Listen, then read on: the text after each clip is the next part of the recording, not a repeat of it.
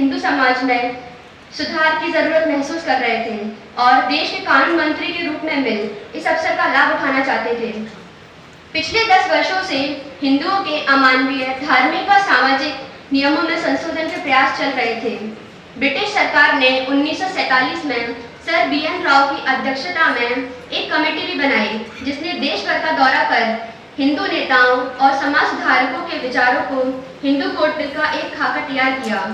Hindu code bill central assembly में विचार के लिए पेश किया जाता तो पुनर्विचार के लिए वापस भेज दिया जाता था। कानून मंत्री के रूप में अंबेडकर जी ने इस बिल में आमूल परिवर्तन किए। उन्होंने दिन रात मेहनत कर इसे पूरी तरह बदलकर एक ऐसा स्वरूप दिया कि आज भी वह बिल भारतीय नारी की मुक्ति का दस्तावेज माना जाता है।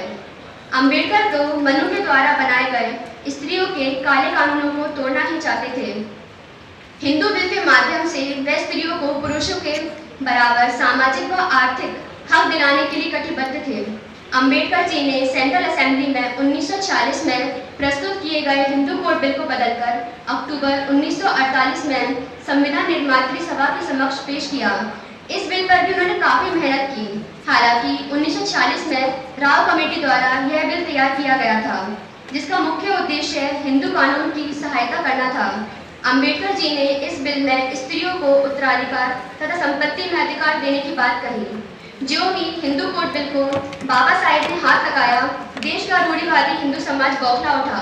सारे भारत में हलचल मच गई। हिंदू धर्म के ठेकेदारों की चूल्हे हिलने लगी। यह कहा गया कि हिंदू कोड बिल हिंदू परंपराओं और रीतियों का सर्वनाश कर देगा।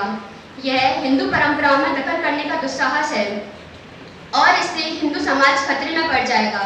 जबकि सच्चाई यह थी कि हिंदू समाज में सुधार के लिए बिल में पिता की संपत्ति में अधिकार, गुजारा, भरण पोषण, विवाह, तलाक, गोद लेना, नाबालिग और अविवाहिता के कानून पर हिंदू समाज की एकता तथा प्रगतिशीलता पर विचार थे।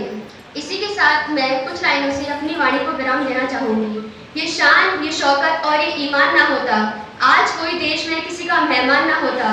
नहीं मिल पाती खुशियाँ हमें इस वतन में, नहीं मिल पाती खुशियाँ हमें इस वतन में, अगर इस देश का संविधान बाबा साहेब ने लिखा ना होता। जय भीम, जय भारत।